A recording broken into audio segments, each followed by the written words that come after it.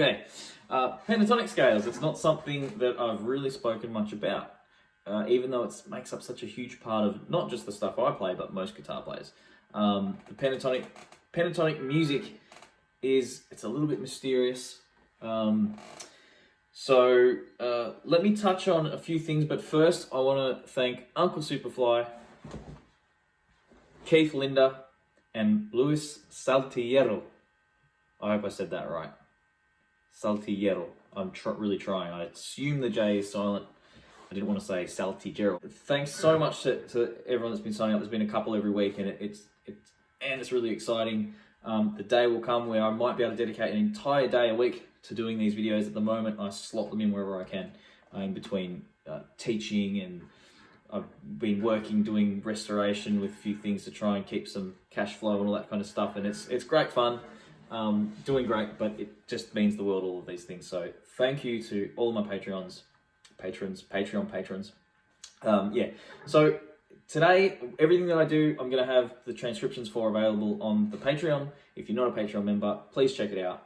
But otherwise, as always, you should be able to stick along and catch on with what we're doing. So the pentatonic scale, if you've been following my theory videos, referring to a major scale, we're actually using a 1, a flat 3, a 4, a 5, a flat 7, and the root note again, okay? So it's interesting because we often see those notes used over a major context, especially in like rock and roll and blues and stuff like that. Someone might be playing a major chord, but you're hearing, so if I play that C sharp, that's what makes it a major chord. That is the major third, even that one there. And I play that the notes in the A minor pentatonic.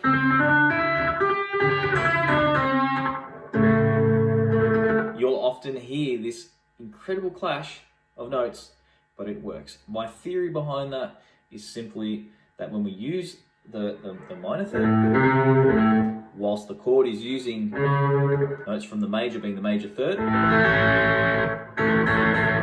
we get a very strong pull towards that major third from the minor third that we're using. So if someone's playing an A major chord and someone's playing the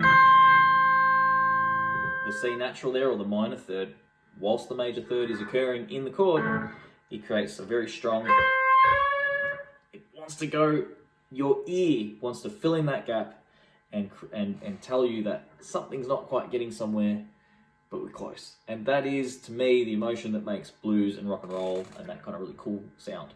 So getting further now into the exercise I want to achieve today. We all know, most of us will know the basic shape 1 of the minor pentatonic.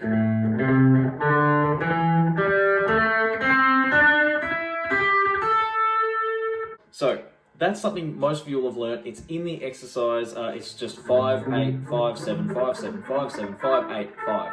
This is in the key of A. It is A minor pentatonic, but like I said before, works over a variety of contexts. Now, you've probably learnt that scale, and what I want to do today is expand it a little back and a little further up. And it goes like this.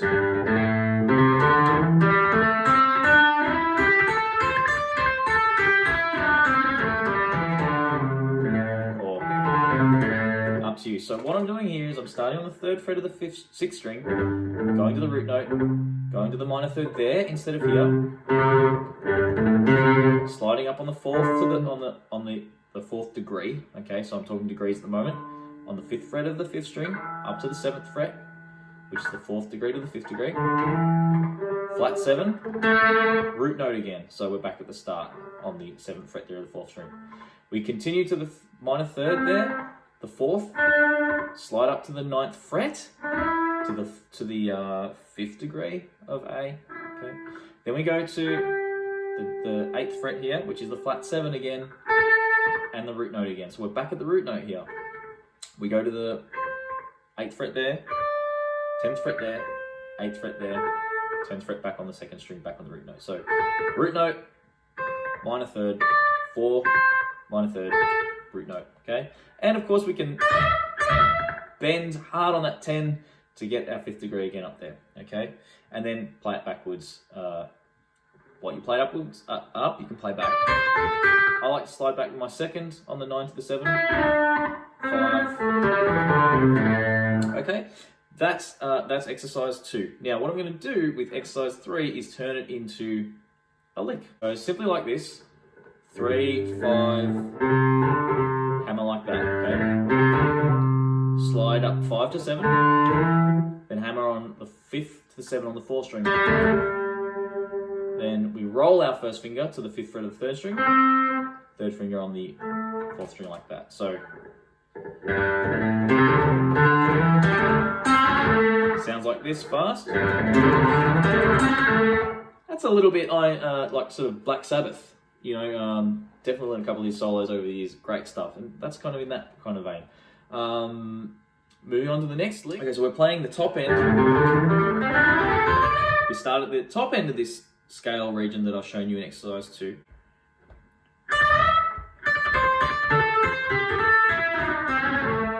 Okay, again. Now that's not exactly a lick as such, more an exercise, but something that will help you articulate moving through positions. That kind of thing.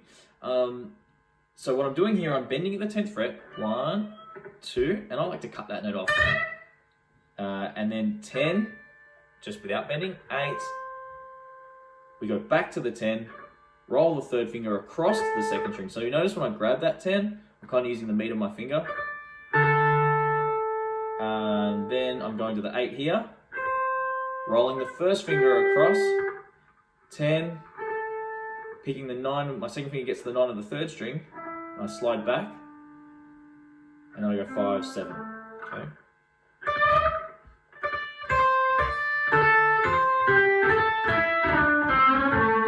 As always, I like to alternate picking and know where I am rhythmically, okay? That helps, so yeah, that's that lick. Let's go on to exercise, so that was exercise 4, now we're on to exercise 5. So exercise 5, I'm exclusively kind of, really, not exclusively, but I'm working off the sliding part of the lick. Let me just move that over. So this one here, we're sliding into that sliding section. Billy Gibbons and guys like that, ZZ Top, John Lee Hooker, Angus Young, all these guys, this is a really common lick. Okay, so we're sliding the 7 to the 8. Give it time, not well, you can do that, but for this exercise I'm just going 1 and like that, 1 and 2 and 3 and 4 and. Now, I'm actually using my 2nd finger here, okay? I'm going to do some videos on hybrid picking, but I'll throw this in here right now. Pick it, slide, pull upwards on the 8th fret there.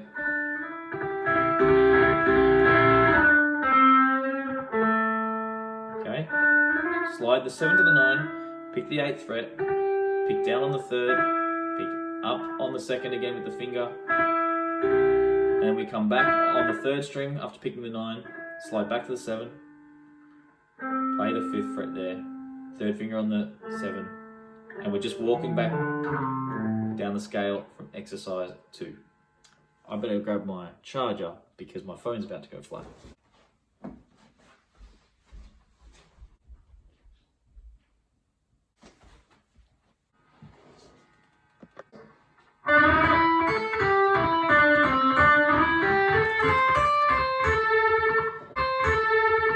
Now, again, these aren't meant to be super crazy licks.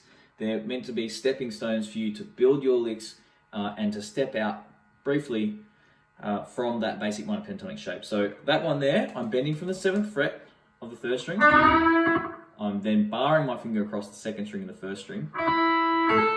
Then my pinky's going to the 8th fret on the 2nd string. My 1st finger's going to the 5th fret. 3rd finger's going to the 7th fret of the 3rd string. 1st finger to the 5th fret of the 3rd string.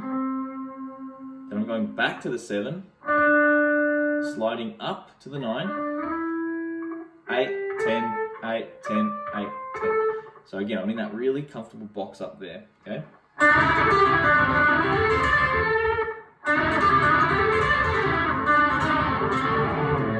something I like to do a lot too, I should tell you this because I used it when I was sort of demonstrating at the very beginning.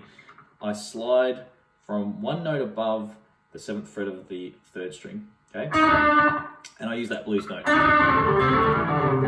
Okay. Now, it's great to learn your pentatonics if you haven't, because you can start fitting things in to the pentatonics as well, as you've probably noticed in some of my other videos. I talk about that. Like I talk about take your pentatonic, add this and add that. Now, I haven't done any videos on the basic pentatonics because there are so many videos on them. But with you know, a decent little fan base of people that are watching my videos, I think, well, they might want to hear about it from my perspective. So basically, I want you to take that pentatonic shape, go a little higher, go a little lower, and it's just a bit more musical. And when you're playing these scales, you should be trying to sing your ideas, because the African Americans that were first kind of revolutionized these scales, they were singing in the cotton fields, and then they were probably sitting down when they were getting a hold of instruments and translating these ideas to the guitar. So they are very organic sounding scales, and you should treat them as such. And once you've got a few licks down and you can use a hammer on and a pull off and a bend, start coming up with your own licks. Okay, by the way, this guitar, it's a Fender Squier Contemporary. I'm not generally a huge fan of this sort of style, like a painted top, and I like traditional things, but I got this guitar off a student who was wanting to sort of move it and wasn't asking too much. In fact, he was extremely generous. Shout out to Paul. And yeah, it's really cool. I just thought I'd quickly talk about it. I've just got it plugged into my little Roland Cube on the crunch setting with my DM2. I always forget that number, with the DM2 there. So yeah, that's what you're listening to.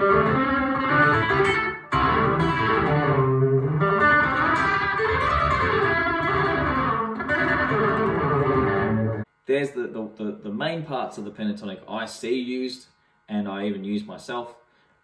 So yeah, hopefully you get something out of that. And also a quick shout out to Trevor, my brother-in-law, who I did this lesson for earlier on today, and I thought, hey, this is a cool lesson, I should share it around. Thanks for watching. Check out the Patreon. If you think something cool or you have a comment, please leave it, because it really does help. Hit the thumbs up, hit the bell if you want to know more.